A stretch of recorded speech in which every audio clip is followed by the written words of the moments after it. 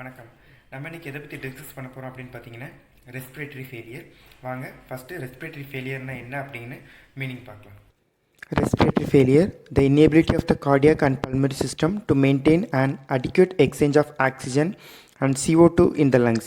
அதாவது நம்ம உடம்புல பார்த்திங்க அப்படின்னா ஹார்ட் பிளட்டை பம்ப் பண்ணி கொடுத்தா தான் லங்ஸால் டீஆக்சினேட்டட் பிளட்டை ஆக்சினேட்டட் பிளட்டாக கன்வெர்ட் பண்ண முடியும். அந்த ரெஸ்பிரேட்டரி ஃபெயிலியர் கண்டிஷனில் என்னாகும் அப்படின்னு பார்த்தீங்கன்னா ஹார்ட்டும் பல்மரி சிஸ்டமும் என்னென்னா ஒழுங்காக வேலை செய்யாது. ஸோ இதனால் டீஆக்சினேட்டட் பிளட் ஆக்சினேட்டட் பிளட்டாக கன்வெர்ட் ஆகாது. ஸோ இதனால் ரெஸ்பிரேட்டரி ஃபெயிலியர் வரும். சரிங்களா? ஸோ இந்த ரெஸ்பிரேட்டரி ஃபெயிலியர் ரெண்டு டைப் இருக்குது. First one acute respiratory failure, second one chronic respiratory failure. Acute respiratory failure அப்படின்னா it is a signs and symptoms will be in short duration, அதாவது கொஞ்சம் காலத்துக்கு மட்டும் இந்த ஃபெயிலியர் இருக்கும். நெக்ஸ்ட் ட்ரீட்மெண்ட் மூலமாக சரி பண்ண முடியும். The next type is chronic respiratory failure. Chronic respiratory failure the science and symptoms it will be lead for long period. Okay, so this is the two types of respiratory failure. Acute respiratory failure, it is divided into two types. First one hypoxemic, second one hypercapnic. Okay, so ரெண்டு type of acute respiratory failure இருக்கு. First one என்ன அப்படின்னு பார்த்தீங்கன்னா ஹைபாக்சிமிக், second ஹைப்பர்கேப்னிக். ஓகேங்களா? So அப்படின்னா என்ன அப்படின்னு சொல்லி டீட்டெயிலாக பார்ப்போம். அக்யூட் ரெஸ்பிரேட்டரி ஃபெயிலியரில் first type hypoxemic respiratory failure என்னெல்லாம் காசஸ்னால் வருது அப்படின்னு பார்த்தீங்கன்னா ventilation perfusion, shunt, diffusion limitation and alveolar hyper ventilation. ஓகேங்களா? ஸோ ஃபஸ்ட்டு வென்டிலேஷன் பெர்ஃபியூஷன் அப்படின்னா என்ன அப்படின்னு பார்க்கலாம். First one ventilation perfusion. Ventilation perfusion அப்படின்னா என்ன அப்படின்னு பார்த்தீங்கன்னா there is a problem in the ventilatory function in the pulmonary system. ஓகேங்களா? ஸோ இது எதனால் அஃபெக்ட் ஆகிருக்கும் அப்படின்னு பார்த்தீங்கன்னா COPD, pneumonia, asthma, atelectasis and pulmonary embolus. சிஓபிடினா chronic obstructive pulmonary disease.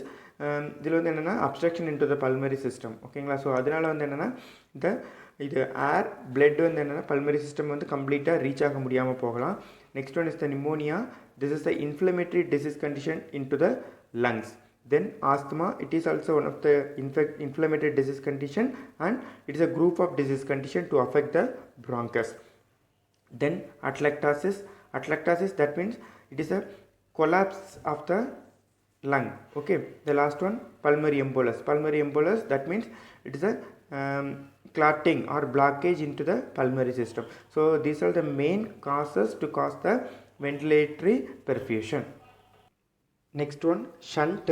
Shunt, it has two causes, anatomic shunt and intrapulmonary shunt. Anatomic shunt, that means அதாவது நம்ம pulmonary சிஸ்டமில் இருக்கக்கூடிய அனாட்டமிக்கல், அதாவது ஆர்கன்ஸில் ஏதாவது ஒரு சேஞ்சஸ்னால வரக்கூடிய ப்ராப்ளம். நெக்ஸ்ட் இன்ட்ராபல்மரி ஷண்ட் அப்படின்னா என்ன அப்படின்னு பார்த்தீங்கன்னா நான் பல்மரி சிஸ்டமில் உள்ளே என்னென்னா கேஸ் எக்ஸ்சேஞ்ச் பண்ணுறதுல வரக்கூடிய ப்ராப்ளம். ஸோ இந்த மாதிரியான காசஸ்னாலையும் வரதுக்கான சான்சஸ் இருக்குது. Next one diffusion limitation. First point severe emphysema, recurrent pulmonary emboli, pulmonary fibrosis, hypoxemia present during exercise. சரிங்களா? ஃபஸ்ட்டு சிவியர் எம்பைசீமா அப்படின்னா என்ன அப்படின்னு பார்த்தீங்கன்னா the excessive accumulation of the air in the pulmonary system. Then recurrent pulmonary emboli, that is a blockage into the pulmonary system. Then pulmonary fibrosis, hardening of the pulmonary blood vessels. Then hypoxemia present during exercise. While we are doing no exercise, that time the patients will get the hypoxemia. The last one alveolar hyperventilation. Alveoli are getting a decreased gas exchange. Okay, so due to the restrictive lung disease, CNS disease, chest wall dysfunction and neuromuscular disease. So these are the main types of hypoxemic respiratory failure.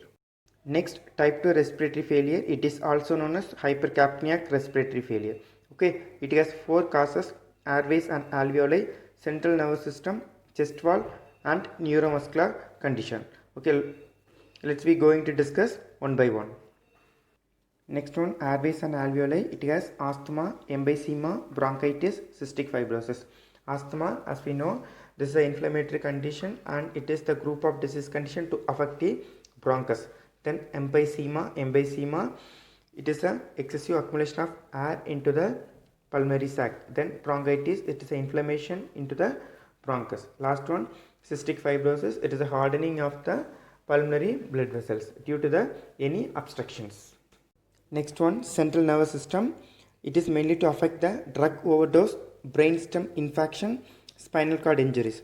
Due to the any drug overdose, then brainstem infection. That means it is a inadequate oxygen supplies to the brainstem. Last one, spinal cord injuries due to the any trauma or any fall down or any hanging. So these are the causes for central nervous system. It is also mainly to the type 2 respiratory failure. Next one, chest wall, flail chest, fractures and muscle spasm. Okay, so these are the simple terms, also mainly disease condition to lead to a type 2 respiratory failure.